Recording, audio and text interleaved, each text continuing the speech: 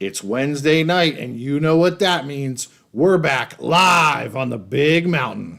Hey, great to have you here on the mountain for another live episode. And Steve, we have a very important and special live episode. We're going to have our first live call in this evening. And you know what? We're going to start right with it. We don't want to waste time. We know we value his time to be on here. We really appreciate him being on here. I know he's, put some stuff out on X, letting people know that he's going to be on here. I think he has some things to say, but you were the one that made contacts with him. So I'm going to let you and our special guest, I'll let you introduce him, and we're going to go right into it. So here we go.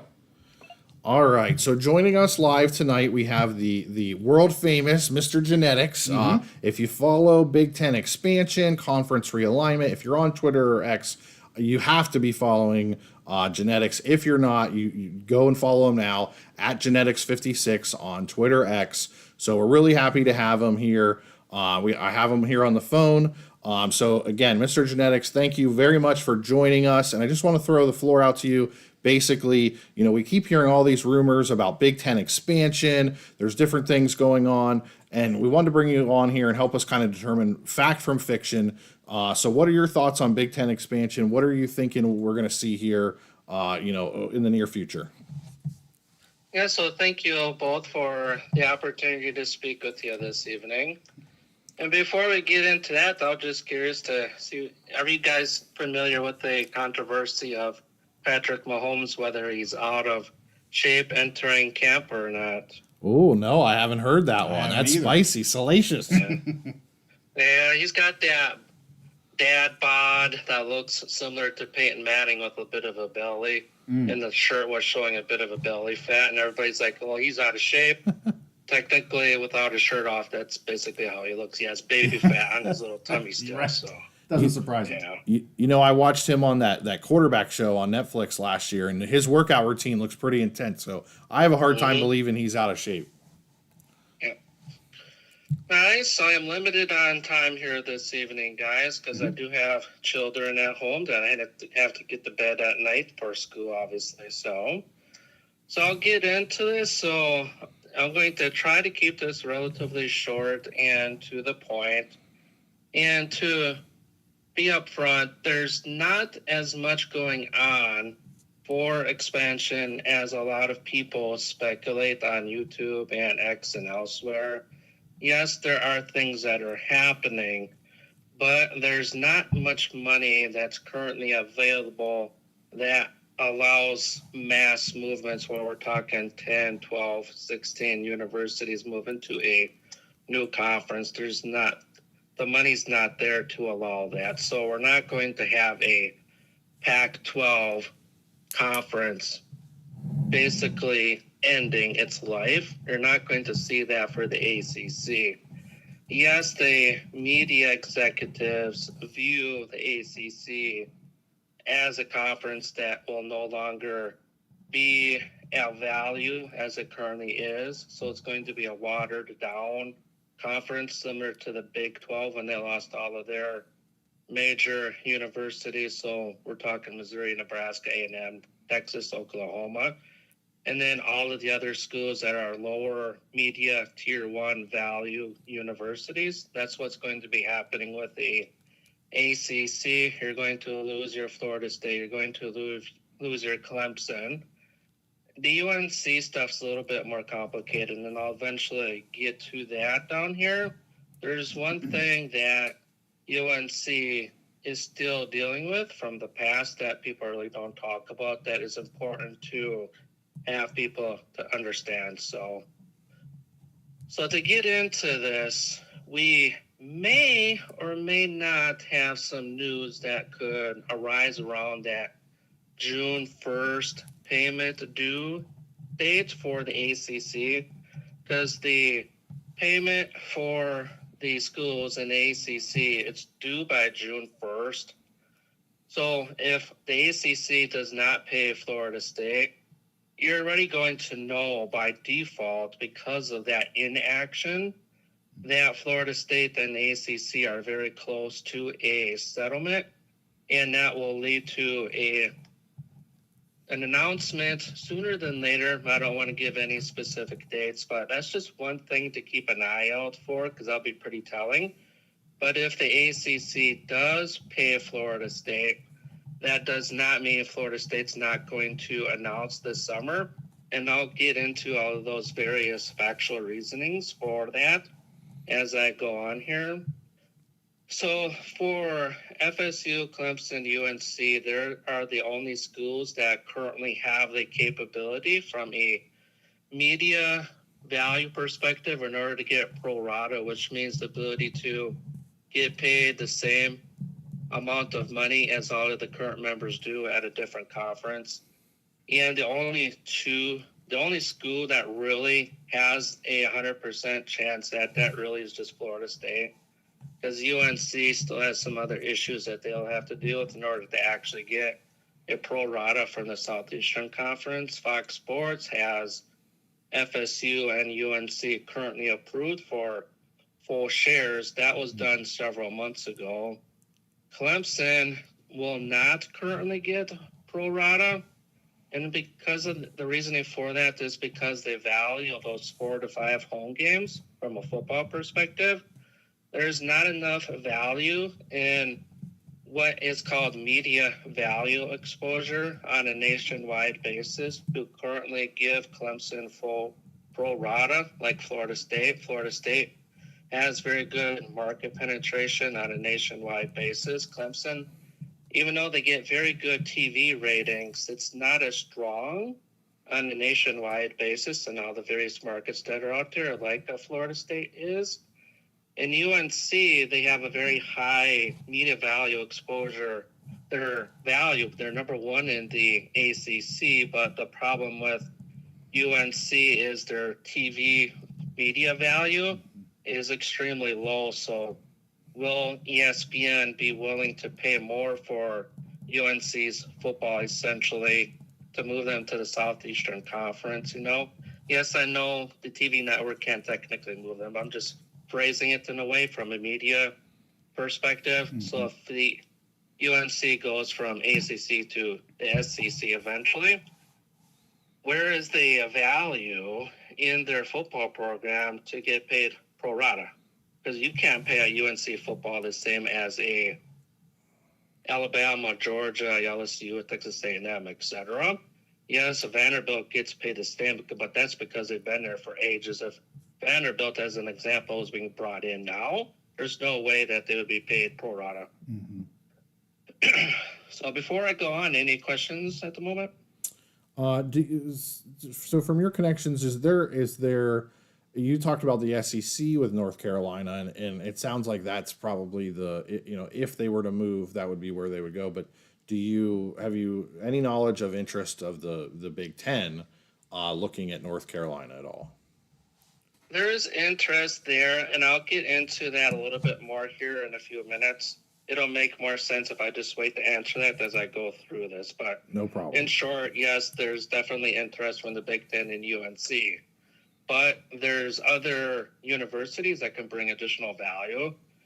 So when you're talking Big Ten expansion, there's 3 criteria. And this is directly from Tony Petitti himself. It's not me just making something up. It's actually from him himself.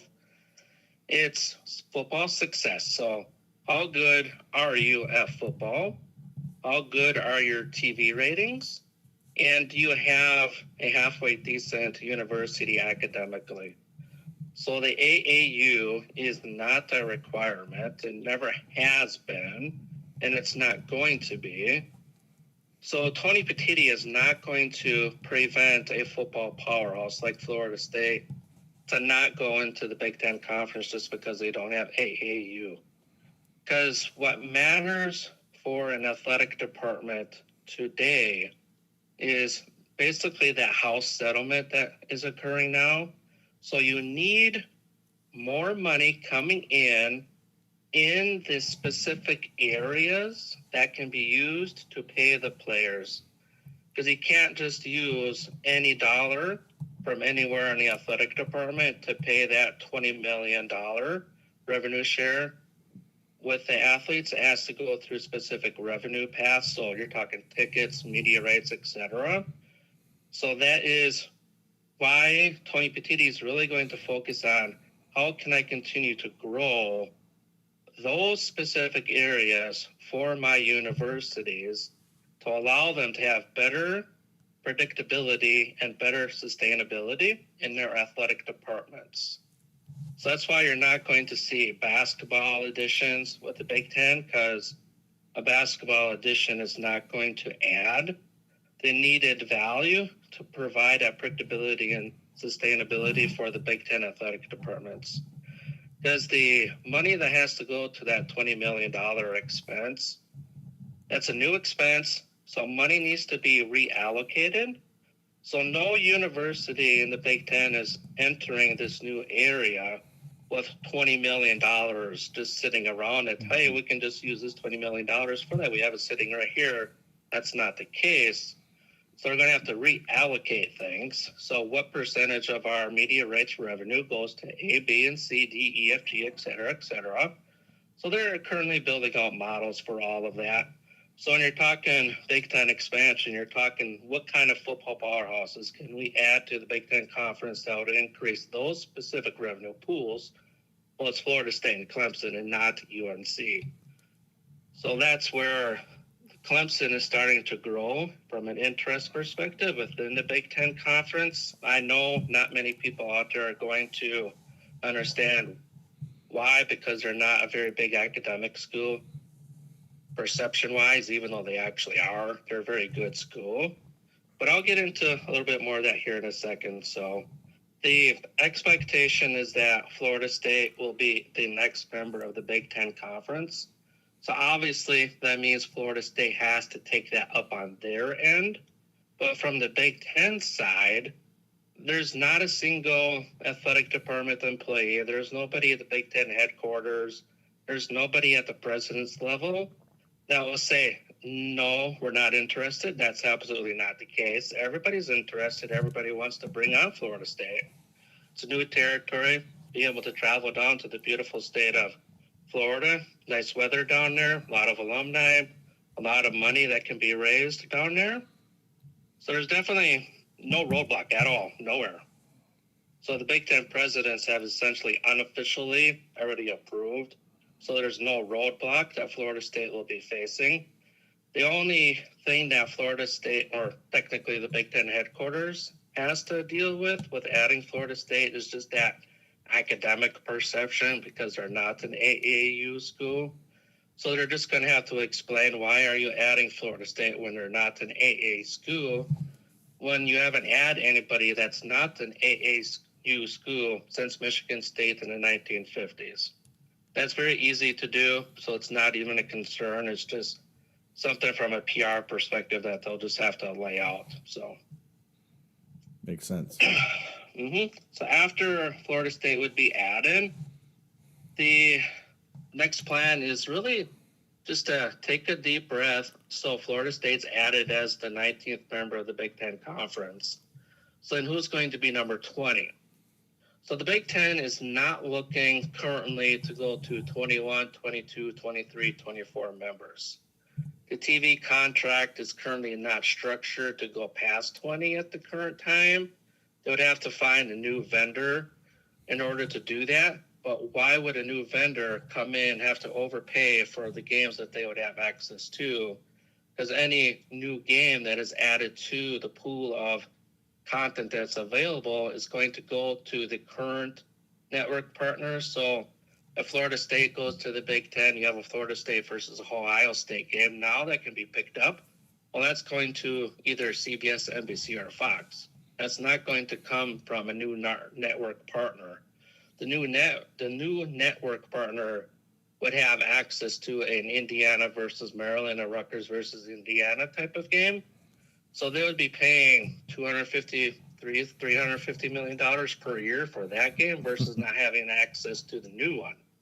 So the money, our return on investment is not there to go past 20 at the current time. So that's just something that people need to keep in mind. And the target list for specific universities that the Big Ten is interested in, obviously Notre Dame, But what the Southeastern Conference and the Big Ten are looking to do is just allow Notre Dame to exit the ACC if things imploded, got too bad. Just leave them do it on their own timetable, exit from the ACC, create a scheduling agreement with the Big Ten and Southeastern Conference. So they're playing three games with the Big Ten, 3 games with the SEC. So you're creating balance in that scheduling agreement. So that's really what they're interested in doing. They're not looking to bring on or force Notre Dame into an action, because if you're going to force them into an action, they're going to rebel anyways. So that's just the way that's going to go. So there's nothing you can do about it. So the other targets besides Notre Dame is Clemson, North Carolina, Texas A&M, and UVA. So yes, I mentioned Texas A&M last summer, and yes, there is truth in A&M being interested in the Big Ten and vice versa. Is it anywhere close to the interest of Florida State with the Big Ten and vice versa? No, not even close, but it's still there. So when Florida State goes to the Big Ten Conference, yes, there's going to be outreach done between Texas A&M and the Big Ten Conference to see where the interest level actually is. Would you be interested in becoming the 20th member of the Big Ten Conference, essentially? If not, then you're going to move down the ladder to Clemson. And then after you get past Clemson, there's nothing left. From a media rights, that's tier 1 value. There's no tier 1 value on the table remaining after you get past Texas A&M, Notre Dame, and Clemson. So if you add a UVA, a UNC, you're not going to increase that ticket pool. You're not going to increase the media rights revenue pool. So you're not going to be able to create better stability and better predictability in the Big Ten athletic departments by adding a UNC or a UVA. That's why those two schools are on the lower end of that priority of who they would want to try to add as a 20th member. So any questions before I go on? No, that makes a lot of sense, and I appreciate your context on the Texas A&M, because I keep hearing that pop up, but didn't really know where they fit in, so we appreciate that. Mm-hmm. Yeah, I agree. That was great. Yeah, because if you ask anybody in Nebraska, or if you ask anybody in Penn State, and anybody at Ohio State or Michigan State, you're probably going to get completely different answers about Texas A&M. Who? Why? I never heard about it. Yes, I'm aware of that. You're gonna see that. But anyways, continuing on. So the finances, as I mentioned earlier, is already approved through Fox to add Florida State to the Big Ten Conference. So that's all in place. That was done months ago. And as it is today, there's currently no expectation for Florida State to go to the Southeastern Conference. That's because the Southeastern Conference still has UVA and UNC as their top choices to add to their conference. So we're not going to get into the reasonings why UVA and UNC for the Southeastern Conference. I'm just focusing on the Big Ten for this conversation. So I'll do that on X or something like that at a later day. So that's who the SEC wants to try to still add as UNC and UVA. So if they can get UNC away from NC State, obviously they will try to do that. UNC does not have control over their own fate, unfortunately, anymore because of the BOG, and North Carolina took over. So they just have to get approval from the BOG president. Here are the financials. Yes, no. Okay, you can go free. You're ready. So then, and the reasoning, I'm going to get into this right now since I'm talking about UNC. But the issue with UNC is from that past lawsuit that they had to deal with, with the, if I can remember everything correctly, the academic fraud, I believe it was, something like that. I can't remember exactly what the exact words are. Yeah. And then that admissions issue that they had. So they had to spend 6 figures in that lawsuit. So there's a lot of PTSD issues that are still going on in the UNC environment because of that whole lawsuit that they had to deal with. So they do not want to take up another lawsuit currently at this time. they're just going to sit back as it is today, just sit back, let Florida State, Clemson do their things in the court, and then analyze things. So what does the environment look like? What's the situation look like? How did they get out? What did they have to spend dollar-wise to exit the ACC? So at that moment, they'll be able to determine what's their next action. So they're going to the Southeastern Conference if that option is still on the table. It's one of the worst kept secrets in athletics, unfortunately. So for the Fox Sports, they do not currently have Miami or Georgia Tech approved financially. So that is going to be a pretty tough road for those two universities to get into the Big Ten anytime soon. The money is just not there to add them. And the reasonings for that are already laid out, so you guys know now. All right, so for some more information, so the networks, so we're talking Fox, CBS, NBC. What they did is they mapped out, okay, who can we add to the Big Ten Conference that will allow us to get the best return out of our exclusivity OTAs. So the morning game, the afternoon game, and the night game. So obviously night game's NBC, CBS afternoon, and then that noon game for Fox. Mm-hmm. So if they added Florida State and Clemson to the Big Ten Conference, what their model showed is that they can create a week 1 through week 12 schedule that can create 4 million viewers or more for 3 games each week, all season long. So if they can get that accomplished, then the Big Ten's TV contract is only going to continue to increase in its value. So that's what they mapped out. So I don't know if anybody's ever mentioned that or not, but they mapped that out. So the reasoning why Clemson may not get their full share at the moment is basically their media value, exposure value is just a little bit too low on a nationwide basis for those 4 to 5 home games that they would be having in the Big Ten Conference if that's where they ended up. So for FSU and the Big Ten, the main thing is just being able to explain why are you adding them when they're not in the AAU, which I laid out earlier. Clemson, they're trying to become a national university from a prestige perspective, and what they're trying to do is create that more value. So one thing that they're trying to do is recruit heavier in the northeastern part of the country, and they're having good success doing that. Yeah. So they're trying to improve their footprint for regular student body recruitment. They're trying to get that increased value through their student body. So when they're graduating, I don't know how many students Clemson graduates on average per year or per semester, but if it's 5,000, 3,000, whatever that number is, well, if they go live in California, Washington, Oregon, Texas, wherever it may be, where you're then going to start seeing that value grow on a nationwide basis. So that's where that value of growth that Clemson's trying to get accomplished. And eventually that'll bleed back into their Tier 1 value. So the next thing is for a UNC, it's 8 figures, not 6 figures. Sorry, I misspoke earlier.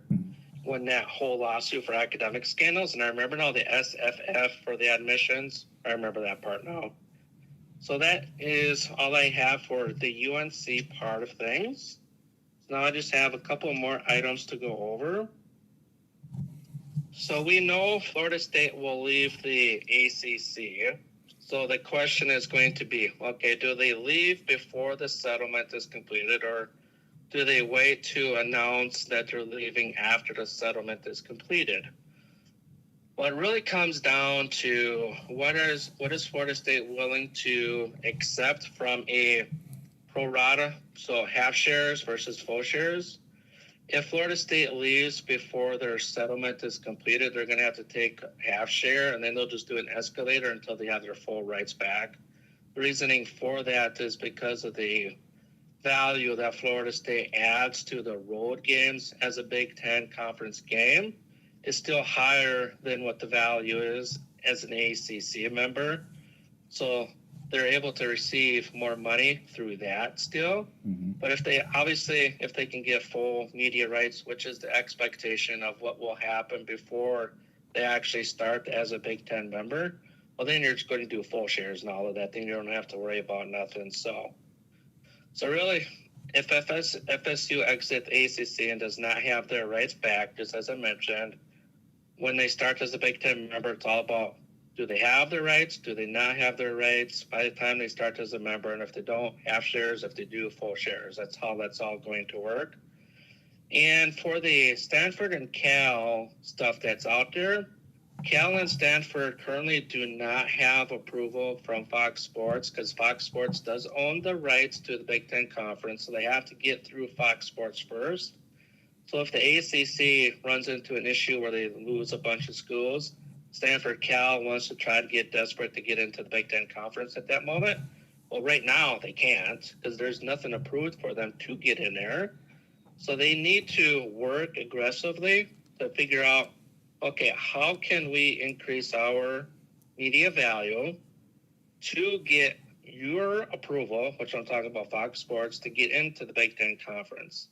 Because Cal and Stanford, from a peer perspective, a voting perspective, they would get the votes to get in if they don't decrease the athletic department media rights value. Well, what they do, that's the problem. So they are currently not able to get approved. So that's the whole thing. So for them. So that's really all I had to say this evening is really just all of that, what I just laid out. Well, we really appreciate it. We had some questions in the chat. There's one, I want to see if you want to take a shot at it.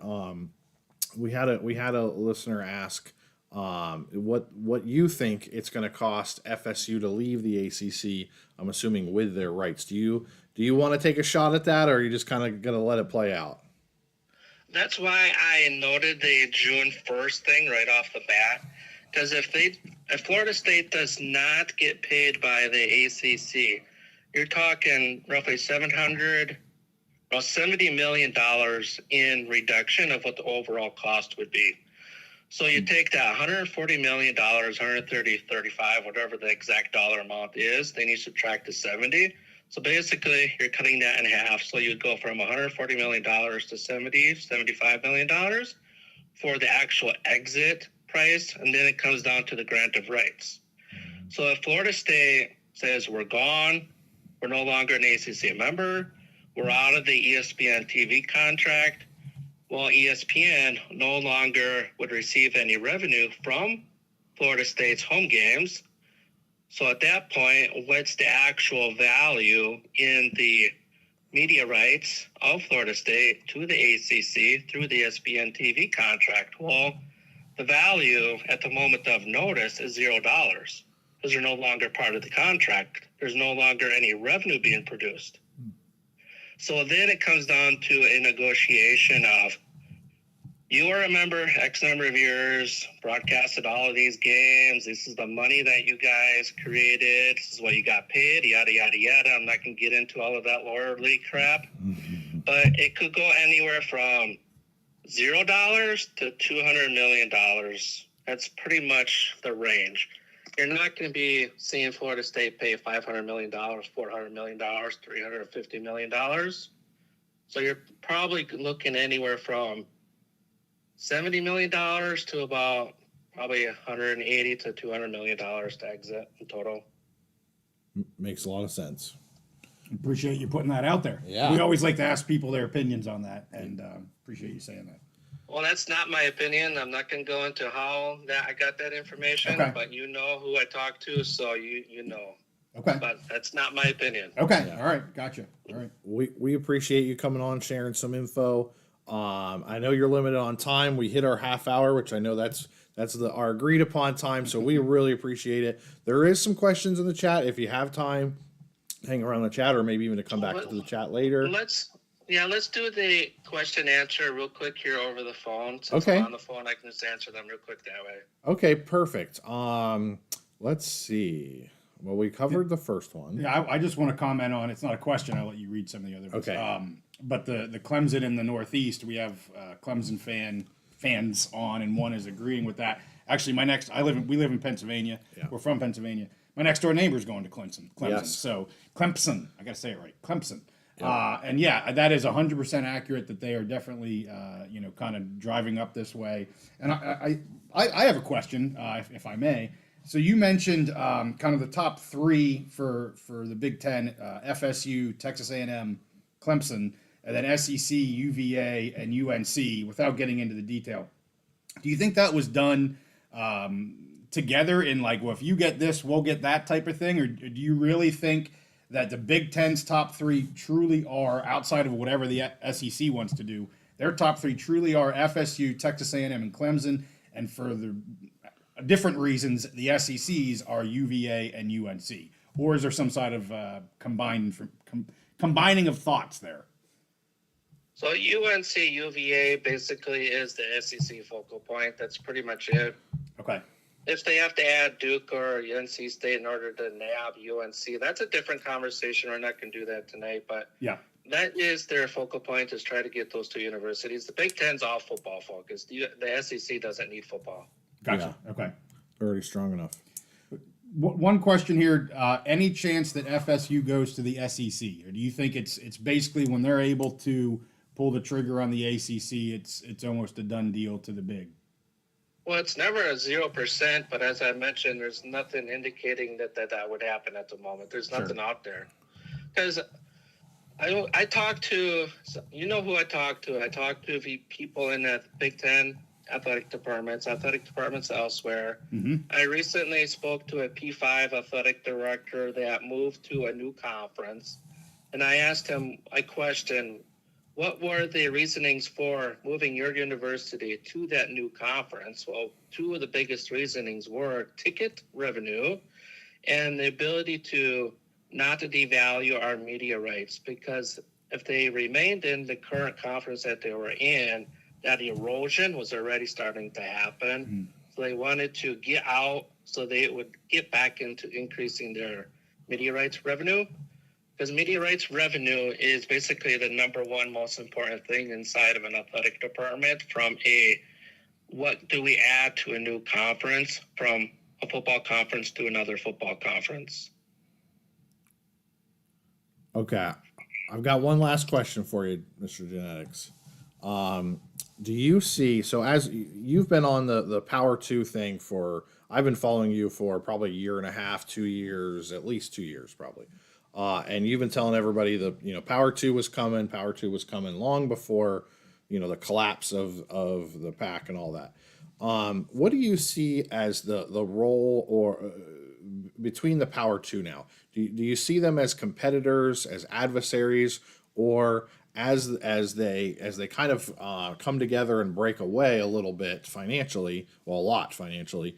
Do you see any avenues for cooperation where they could potentially form either a league or even have some kind of cooperation where they could kind of trade teams, a little bit of horse trading, work together on a media deal in the future? Do you see anything like that, or do you see them kind of staying as adversaries or competitors? Partners is one good way of describing it. Because when I was meeting with that athletic department that works at a school that moved to a new conference, I can't say exactly what he told me because I'm not allowed to say in public. But the takeaway is the SEC and Big Ten want to do things together. So from a football perspective, how many things can they do together? Piece the dots together and you'll start to understand what's happening. I'm just not allowed to go into any of the details. But the P2, I don't know if they're going to eventually merge their TV contracts or not. There's a lot of discussion from the network side of things. They're interested in wanting to take a look at doing that because that will increase the total overall value. And then that means more competition between the two conferences, et cetera, et cetera. So yes, there's a lot of quote unquote partnership-based that growth that will come out of that. They're not competitors anymore. So that's just the unfortunate future of the way college athletics is shaping into now. Because all you have to do is go back to before the CFP contract negotiations started. So we still had the Pac-12 conference. We still had the ACC. We had our P5 together still. Yes, USC and UCLA left, but that damn idiot in the Pac-12 conference failed to get a TV deal in place, so that killed the conference. So if that idiot would have been able to get a TV contract in place that worked for all of their members, the CFP contract would not be a Big Ten and SEC controlled playoff. Because there would still have been enough value in the Pac-12 conference with Utah, Stanford, Oregon, and Washington still in that conference. So they would have been more even throughout that contract negotiation process. But because of that, and I warned people for a long time, if you do not want the P2 happening, you do not want to have the Pac-12 die. And the Pac-12 died. So that led into the CFP contract, now controlled by the Big Ten and SEC. They obviously are better conferences at football, so now they're going to get paid more via the CFP money. We all know the details of that. So that creates more gap in the media rights payouts for the Southeastern Conference schools and the Big Ten schools. You're talking $10 million on top of the gap that's already coming. So all of the projections that said $30 million, $40 million gaps are coming, $50 million gaps are coming, you're now starting to see that come into place. So that CFP contract just makes things worse for Florida State and Clemson to be an ACC member. ACC, why? What's the point of being an ACC member anymore when you're Florida State and Clemson? Clemson and Florida State, they're football schools. They're not basketball schools, no matter what anybody says. They're football schools. They want to compete for national titles. And what do you need in this new era of revenue sharing to compete for a national title in football? Well, you got to max out the capability of your payments to football players now, starting in 2025. So that's the answer. Long answer. Awesome. Well, we appreciate it. Yeah, definitely, for sure. Okay, well, I think that's all we have for you. We really appreciate it. You told us you give us 30 minutes. You gave us 38 minutes, so we appreciate those 8 bonus minutes. That's right. You're always a great source. Everybody should be following you. If they're interested in college football, they better be following you on Twitter. We really appreciate your time. Well, every time I do this, it always takes longer than what I have planned for and what I prepped for and what I tell people. Give me 5 minutes. It should only take 10 minutes to do this, and it takes 45 minutes. Happens every single time when I'm meeting with an athletic director for work-related purposes as well. It happens all the time. So just one last thing I have to say before we end this conversation here. Mm-hmm. Yeah. People need to understand there's 2 different things happening in the Florida State lawsuit. I'm not going to talk about Clemson's lawsuit here. So when you're talking Florida State lawsuit, you have your grant of rights, you have what is it going to cost to get the hell out of here. So the grant of rights can be repurchased. So the grant of rights is actually independent of the actual war in this lawsuit. The war is the cost. The grant of rights, they'll get that back. They can just buy it. Mm-hmm. So I just want to make sure people understood that, because a lot of people are like, well, how are they going to be able to get their rights back? Well, how are they going to be able to join a conference if they don't have their rights?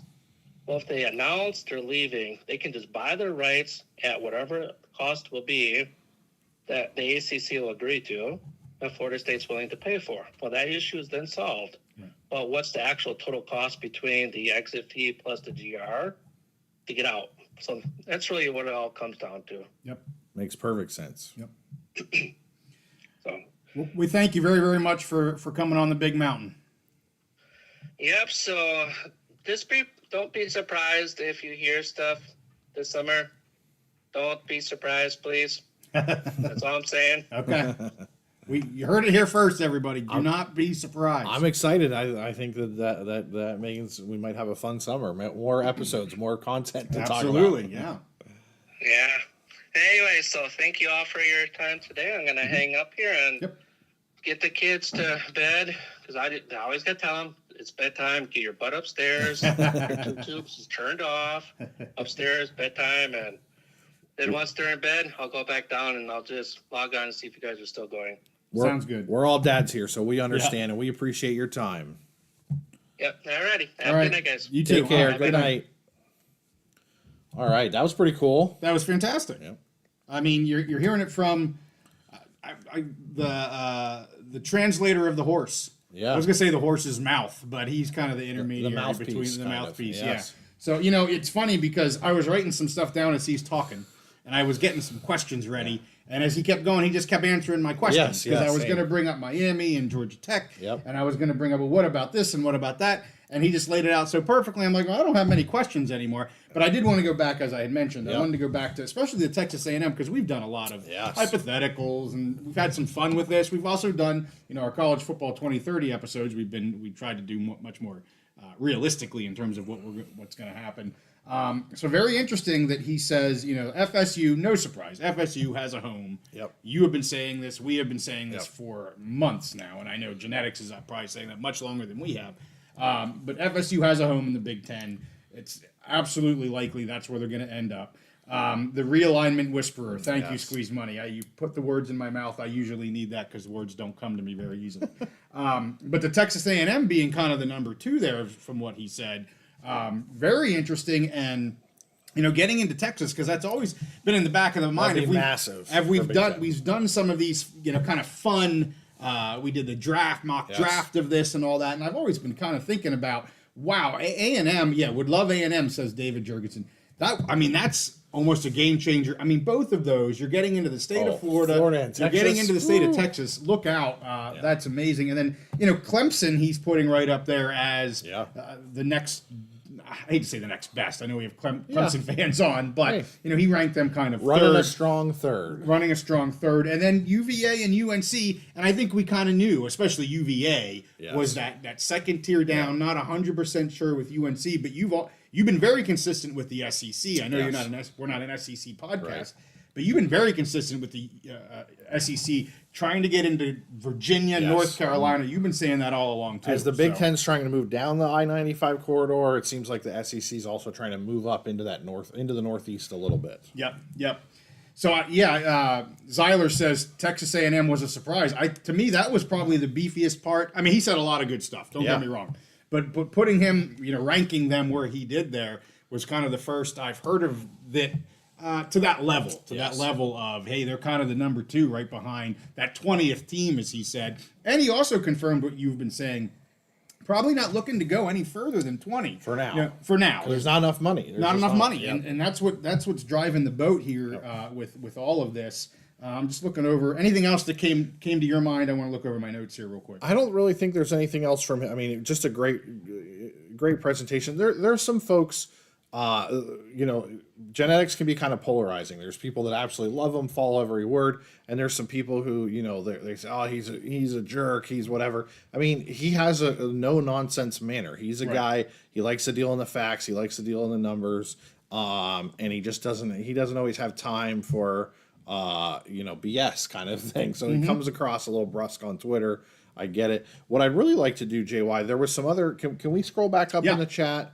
There was some Big Ten expansion. Let me go up to the very beginning. Give us a minute, everybody. I know. First of all, Steven's on. He asked if it's beer. It's apple juice. Yeah, apple juice. No, it's my good. It's Cape May Brewery. Some of my favorite brew. We got that college football guy on. Good to have you here again. And we got Bo Weevil, who's a Clemson fan and was watching. So sorry, we'll keep going down here. I'd like to start there. So Bo Weevil and Clemson fans, Clemson. If we talked about this on another episode, but if you would have asked me 9 months ago, I would have said there's no way Clemson's ever going to end up in the Big Ten. If they leave, they're going to the SEC. But I brought this up a few times. There's these little rumblings, these undertones. Clemson kind of keeps popping up, and especially now as they've gone through their lawsuits. You kind of think that would Clemson go this far and do the lawsuit if they didn't think there was a possibility of getting in the Big Ten? So I really think that that's an interesting possibility. David Jorgensen asked me, being a Penn State guy, how bummed would you be if Florida State and North Carolina ended up in the SEC? Well, first of all, I think Florida State. I really think they're going to end up in the Big Ten. Genetics seems to think the same way. So yeah, I think I would be bummed. I mean, first of all, I would love to just go back to a Power Five. Have more regional conferences or whatever. But if we're going to align, for me, Florida State makes that great sense in the Big Ten. I actually grew up. Florida State was kind of my second favorite team when I was younger. Yeah. I kind of drifted away from that, but I'd love to see them. And UNC, I think UNC would be fantastic in the Big Ten. They'd be a great partner down the road. It's just so hard to see what ends up with them. And I don't see the Big Ten wanting to take UNC and NC State as a package deal. Yeah. I don't see that ever happening, and I see maybe that would be more likely in the SEC. So it is. I'd be more bummed. Florida State to me is the prize. Yeah. And you get somebody to be the 20th. UNC, the brand would be awesome in the Big Ten, but if they don't end up with it, I don't think it's the end of the world. The brand would be awesome, but he said, you look at their top three: football, media, and academics. UNC doesn't really hit 1 and 2 there. They just don't. He did mention they do have some media value, even though their TV ratings, they do have some media, but they're not just at that. They're not at the level of a Florida State, a Texas A&M, or exactly. even a Clemson. They're not a tier 1, right? If you can get 2 of your 3 tier 1s, they're not. They're just not there. They're probably at the top of that next tier from what he described. Exactly. Yeah. So Steven Vite, he asked about Miami, Florida. Genetics. I don't know if he covered Miami at all in here, but he's covered them before, and he said that they're just not a tier 1. They don't have good TV ratings. They don't have as good of a value. Miami, I see Miami as kind of an add-on team, a come along. If Florida State gets and they want a 20th, maybe they bring Miami along. But honestly, I could see a scenario with Miami where they get left out of the Power 2, and if they don't want to be in the ACC anymore, they may have to look at the Big 12. They could be a good addition to the Big 12. Yeah. All right, so I think it's Stephen Vitt. Vitt, okay. But Vite, what is that? A little fancier. Yeah, it's fancier. I'm pretty sure it's Vitt. That's or right. Vite, yeah. Yeah. So Joey, our Buckeye fan, Big Ten, the best conference in all of sports. I totally agree. We already addressed the FSU to the ACC. Which I really thought I liked getting those numbers from him, especially with his contacts and people that he talks to. I thought that was great, and I agree. New to this says Gators don't want FSU in their backyard. There's not a lot of value added for the SEC to add Florida State. They already have these strong football teams. They're already in the state of Florida. So I don't see that. And I thought that was an interesting question about ESPN and Fox, and then the SEC and the Big Ten. Yeah. And I kind of thought it's kind of been trending this way, but in Genetics basically confirmed they're more partners now than adversaries. Right. Which I thought was really interesting with his point about Notre Dame. And I told you I'd heard at one point that was looking like maybe Notre Dame was an option, but then once they got their TV contract in place, that they were set for a while. But one thing I keep hearing from I have some contacts within the Penn State program, is that the Big Ten has tried to do some kind of a scheduling agreement with Notre Dame. And I kept hearing that pop up, and then Genetics tonight says the future might be where they have a scheduling agreement with both the SEC and the Big Ten. They can kind of be that. And I mean, when he said that, I went, that's a win-win-win. Yeah. It makes total sense for all parties. And as he said, if you push Notre Dame too hard, they're going to go the other way. Yeah, screw you. Yeah. We don't need this crap. We're high and mighty, and we don't need to deal with it. And that was Richard Schuster that mentioned, or that brought up just the ESPN Fox horse trading thing that you kind of had asked as well. We appreciate the thanks from Kendrick and Chad. And let's see, I think we're getting down to most of them here. I want to address, they talked about the Big Ten and SEC dropping the bottom teams. Yes, Zeiler brought that up. Yeah, so, and Genetics has covered this on Twitter before. I've shared my opinions. I don't think we see anybody dropping out anytime soon. This is more about consolidation. I think the people that are in, they're in. Now, way down the road, if they were to form some kind of a super league, whatever, but as long as you still have a Big Ten playing football and an SEC playing football, I think Northwestern, Rutgers, Vanderbilt, they're safe. They're already in. They got their lucky, was the Willy Wonka golden tickets, many years ago, and they're just lucky. Yeah, so we're getting down to the more new ones here. So Kendrick asked, wait a minute, let me see. T-Mac, what's he say? The SEC would cut the Big Ten's nuts off if they tried to steal Texas A&M. Get real. Well, here's the thing about Texas A&M. Texas A&M was incredibly salty about Texas Yes. joining the SEC. Sure. They tried to fight it. And they have that little brother complex, okay? And honestly, the bigger prize in the state of Texas is Texas. For sure. But Texas A&M is still a big prize. So the SEC, they've got Texas. Yeah. You know, A&M, I don't know. I don't know if they would fight that much, you know, because they got their big prize. Sure. So, Yeah. And then are we going to repost this? Yes, we probably will. Usually our live episodes we just let as live episodes.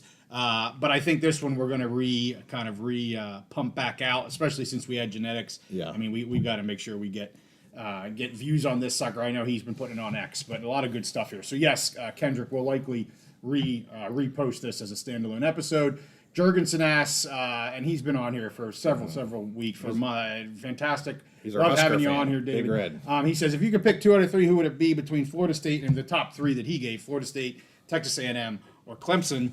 I think it's obvious if you could get Florida State and A&M get into Florida and Texas, like Yeah. you mentioned, Right. you know, but I still think Clemson would be a good pairing as well. But I Right. mean, if you could pick to get into Florida and Texas, whew, Silly. I agree. I would go Florida and Texas. But there's absolutely nothing wrong to our Tiger fans. Absolutely Yeah. nothing wrong with you. We don't mean to leave you out. But I'll tell you, you get in the state of Texas, it's a game changer. If you've seen any of our episodes, you know how we talk about some of the states and how you want to be in those. So, Zyla, happy I caught a live show. We're happy that you caught a live show, too. We'd like to have some fun.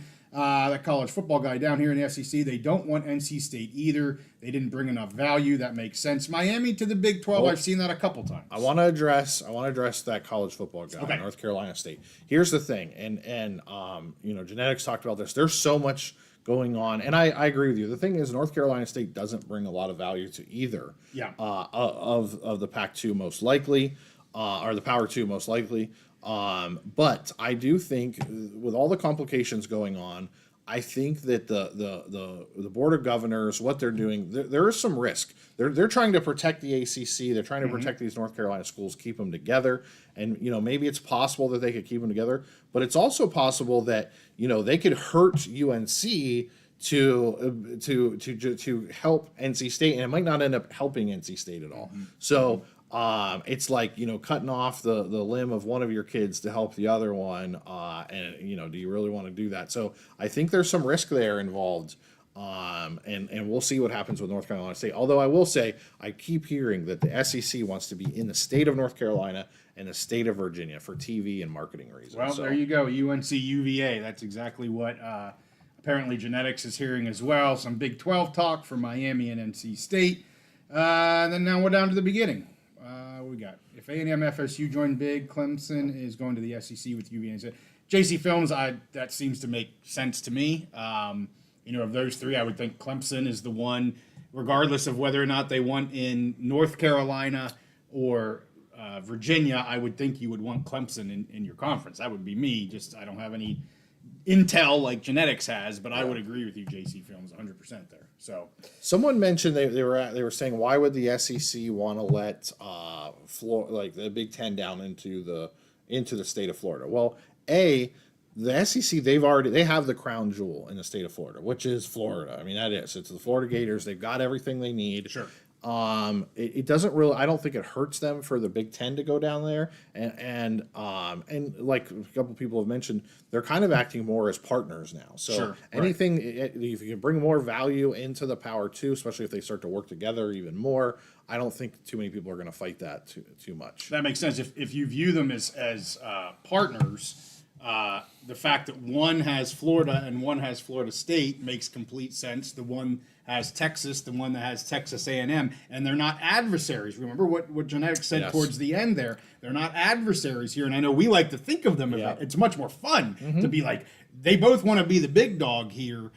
Maybe they're happy being the 2 alpha males, Yes. and they just they control the destiny of everyone. Yeah. And I also really appreciated his comments towards the end where he just like, hey, the Pack screwed this all up, and it wasn't just the Pack. And he didn't name him. We all Commissioner know K. We all know who he was talking about. Yeah. But yeah, so you know, just it was great. Everything about everything he did there. Like I said, I was writing down questions, and I'm like, why am I writing this down? He's just addressing it. He's just talking about it anyway. He said he had a PowerPoint basically that he was going through. Well, he clearly was well prepared, as we would not have. We would have obviously assumed that he would be. David Jurgensen, again, super fan. Super commenter. David, you know what? You deserve a sticker. I meant to do this last week. You're too good to not get one of our TBM stickers. So shoot us an email. What is our email?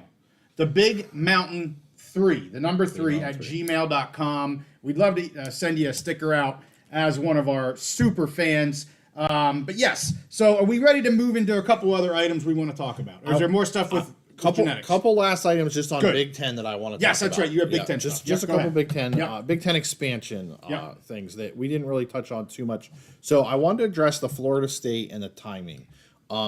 There's been a lot of questions we've been going. I know a lot of Florida State fans, they are ready to get out of the ACC as of yesterday or as of last year. Yeah.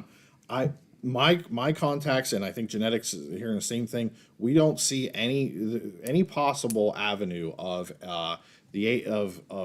Florida State playing in 2025, playing any kind of Big Ten schedule or anything like that. We just don't see it. None of our contacts see anything where that could happen, that it's starting. Right. I really think 2026 is the first year for Florida State in the Big Ten. Now, if that means, who knows? Florida State, maybe they have to play some kind of independent schedule for a year, or maybe they come to an agreement. Both sides are happy. Okay, let's just play one more year in the ACC. Right. We saw Texas and Oklahoma do that. Yep. They tried to get out a little earlier, but they couldn't. So they played one more year. No big deal.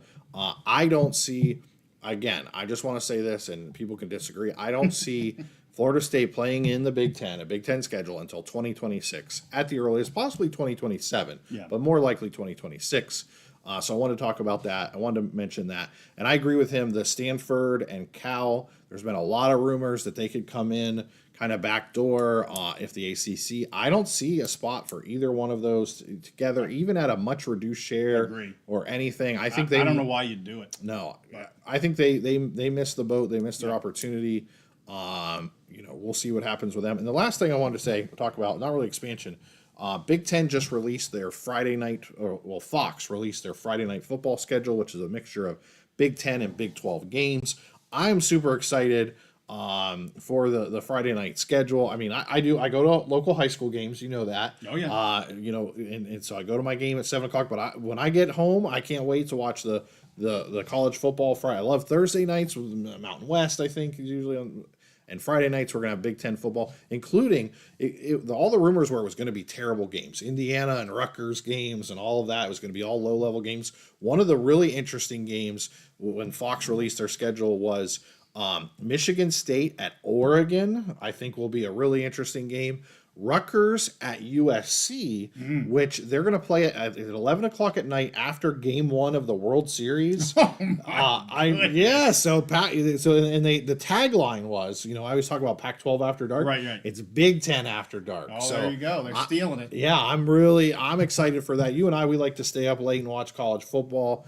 So there's some people complaining about it, but I'm actually pretty excited for it. And then on their schedule. So it's the FS1 schedule. They have the Big 10, Big 12 games Friday nights, and then the very last slot. So we have all these games, and the last slot, Mountain West Championship games. Going to be on a Friday night. They're already advertising it and pumping that thing as part of their Friday night football schedule. So wonderful. Yeah, that'll be the last game of the season. It just came out today. So all right. That's it for me on the Big Ten. Do you want to cover? You have some Mountain West stuff you want to cover? I want to talk a little bit about the settlement. Okay. And I want to talk a little bit about what Mitt Winter put out here from Winter Sports Law. Before I get to that, I'm missing some of our dwellers, and I don't know if they're on. Maybe they're on. Okay. But Matt Kelly, who had been a dweller for quite a while. I'm sure he's a busy man, and he's a pack guy. He's one. I believe he's a Beaver, if I remember correctly. So I want to give a shout out to Matt. Haven't heard from you. Hope things are well. And of course, our buddy from the Trailhead Club, Chris. Yes, where you at, Chris? I haven't heard Chris for a while. I think he likes our betting. He's always into the ice cold locks. So we're going to get back to that. I'm going to guess Trailhead Club. He's kind of an outdoorsy guy, and the weather's been getting nice. Okay. So he's probably out there doing outdoor stuff and not sitting inside listening to podcasts. Well, I don't want to forget about some of our originals. I know we got Steven on. He's one of our originals.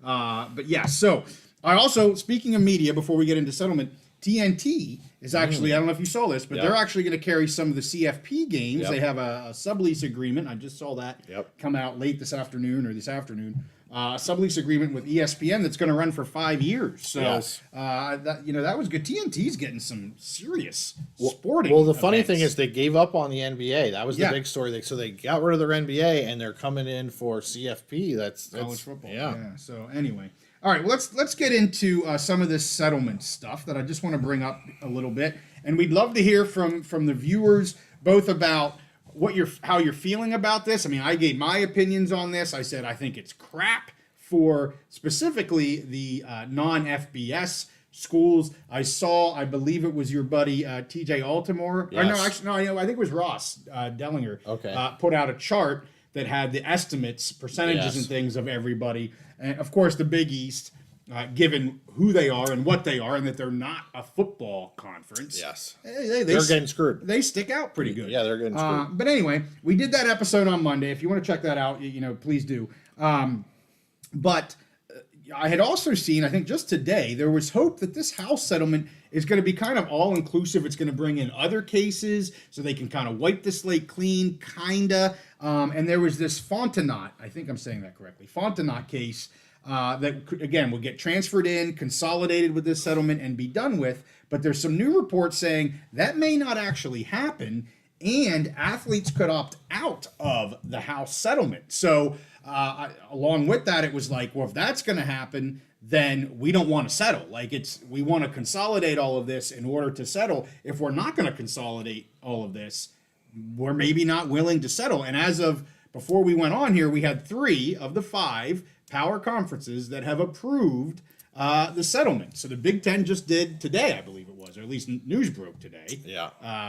If I remember that correctly. So, but I want to talk about, as I said, there was some items put on X from @Winter Sports Law, Mitt Winter, who we're going to try to actually get on the Big Mountain. We're going to hopefully have a Zoom call with him, maybe get that out in a week or 2. He does a lot of stuff with NIL, a lot of stuff with these cases.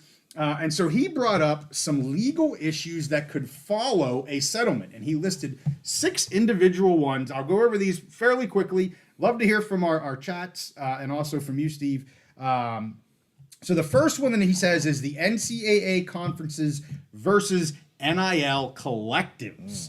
The NCAA and P4 are hoping to eliminate collectives and crack down on any sort of pay for play. You've talked about that before. Mm-hmm. Is this truly NIL payments, or is this kind of pay for play? Of course, the lawyers say pay for play is illegal, and you're like, okay, forget that. Are they actually paying to play? I think we all know the answer is yes in some instances, or maybe a lot of instances.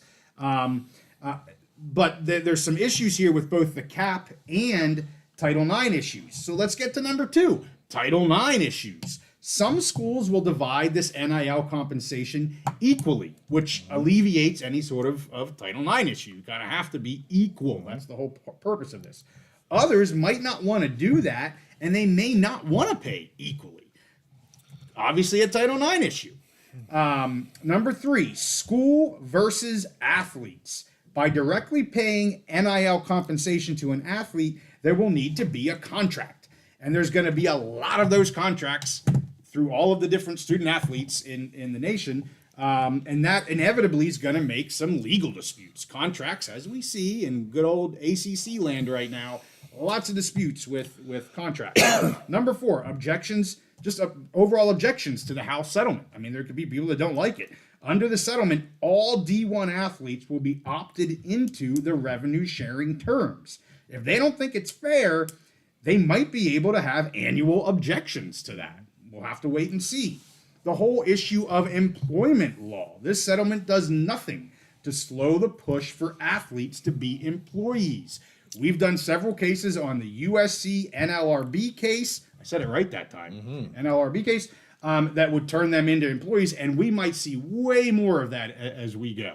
That's the one that's kind of at the forefront here a little bit. Clearly, we saw what happened with the Dartmouth case. That was kind of the first one that hit. The USC thing could be even larger than that. So it doesn't do anything for employment. And the last one is just state legislature. After a settlement, a state could then pass a law that would allow schools to give them either higher limits or unlimited NIL compensation limits. And we've already seen a lot of states doing that. Yep. I mean, was it Virginia, I think, that's kind of, or North Carolina? They're just like, bam, go ahead, have at it. We want to have the best athletes. Mississippi, I think. So, there's talk that, this settlement's going to be the end-all, be-all, at least in the short term. I don't see it other than doing away with this lawsuit, maybe in the extreme short term, having some positive impacts on this. But my goodness, we're far, far, far away from having anything sorted out with a lot of these issues. So what are you thinking, and viewers, what are you thinking about all this stuff, this settlement stuff? So I'm going to say, I think that here's the thing, is the Power Five and the NCAA are trying to pack, they know there's going to be a settlement. There's going to be a settlement. I mean, the conferences are going to approve it. The NCAA Board of Governors, they know there's going to be a settlement. So they're trying to package, they're trying to fix as many things as they can, trying to bundle all this up into a nice settlement to fix as many things as they can. But at the end of the day, I think the only thing that they're going to fix is the back payments towards the players from before. And honestly, I think my theory is that the NCAA is using this case because they're kind of putting in Charlie Baker's his proposal before as the kind of format of how we can move forward. They're putting it into this. I think they're using this case and this settlement. They want to use it as kind of a precedent and a framework to then go to Congress. Because a lot of these issues, like you said, they're not going to be those issues are not going to be solved. Players can opt out, players can unionize. It doesn't solve the employment issue.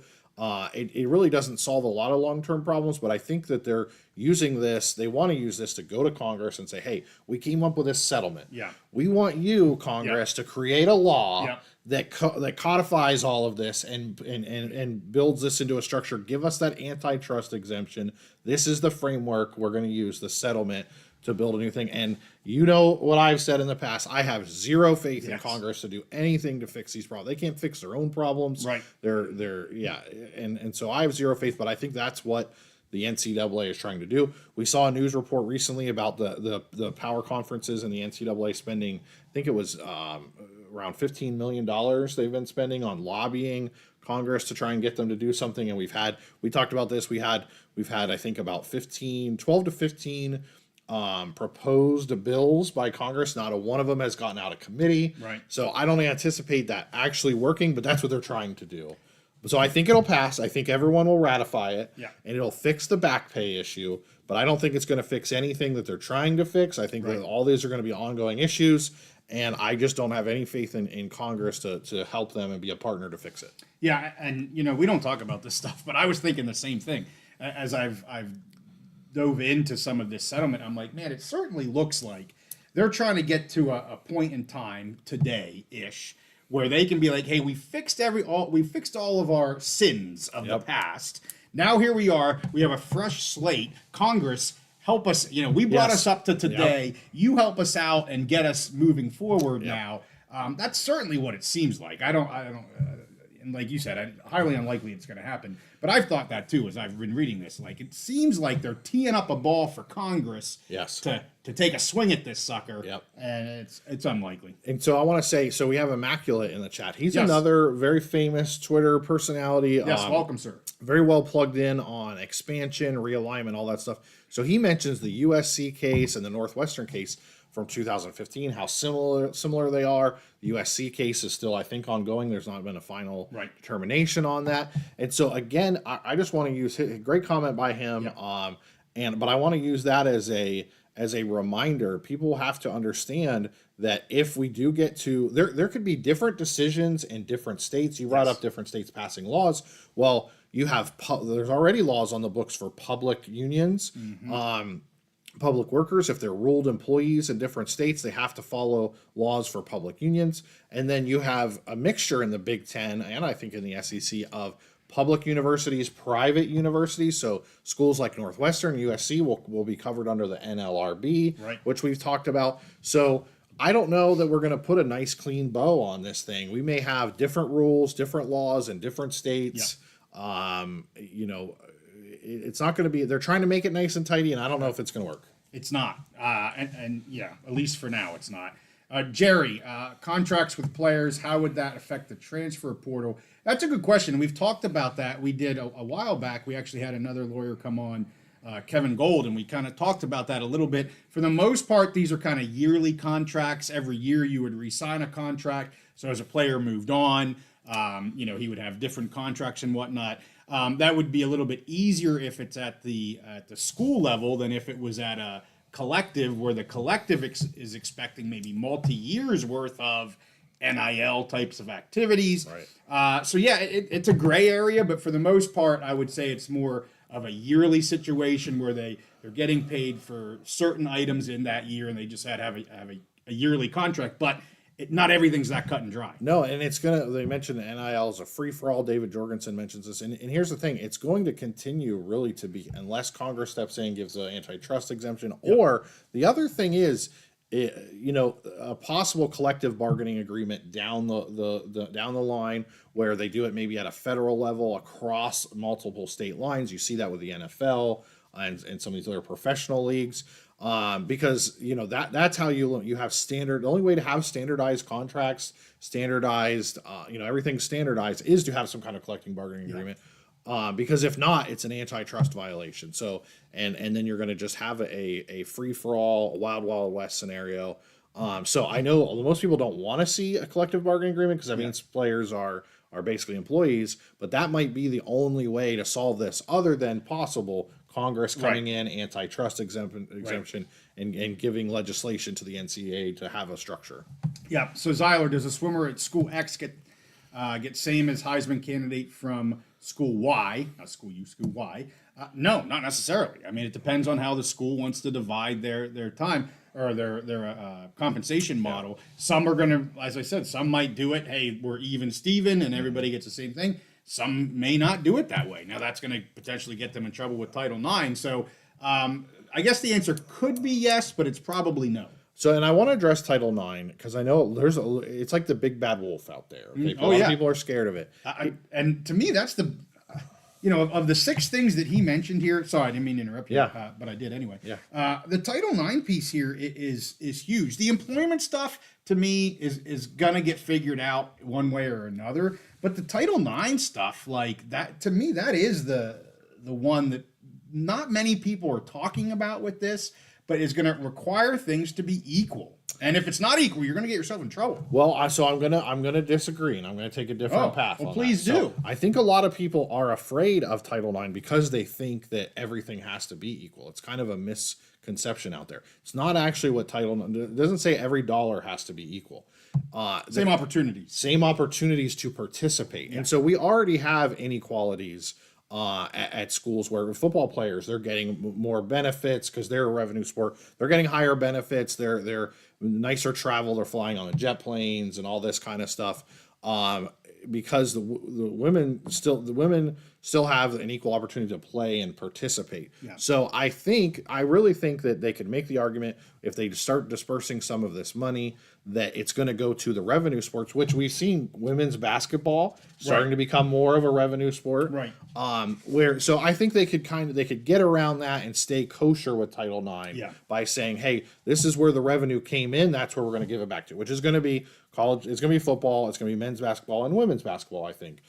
So I think they could be okay but they need to be aware of it and cognizant of it. For sure. They can't just ignore it, but there's definitely some flexibility. So the main thing is with Title IX, let's say a school wanted to, they couldn't just say, hey, because we have to pay these payouts, we're going to cut 5 women's sports. What schools most likely would do is say, hey, we have to make these cuts, we're going to cut 5 men's sports. We're going to get rid of volleyball, fencing, tennis, whatever for men. So at least that they're leaving the opportunities to participate and play for females. Yeah. No, good point. And it is opportunities. I get stuck. I know that's the rule because I have to deal with it. Yeah. But you do it's easy to get stuck with. It has to be equal. Everything is equal. It's equal opportunity. Right. Doesn't have to always be equal dollars. Right. Yeah. So no, good clarification of that. So, Steve, we're at an hour and 15 minutes. I know we're about done. I think I'm going to save I'm wearing my Air Force shirt. Yeah. But I think I'm going to save it for next week. That's good. Because we've gotten long. We've hit some big topics. We've had a great conversation. I apologize if anybody from the Mountain West is here waiting to hear Air Force. Yeah. I apologize. We will do Air Force. Maybe we'll start with it next week. Fly high. Does that work? That works. That works for me, yeah. I will just say, I'll tease the Falcons. Okay. There's a ton of turnover.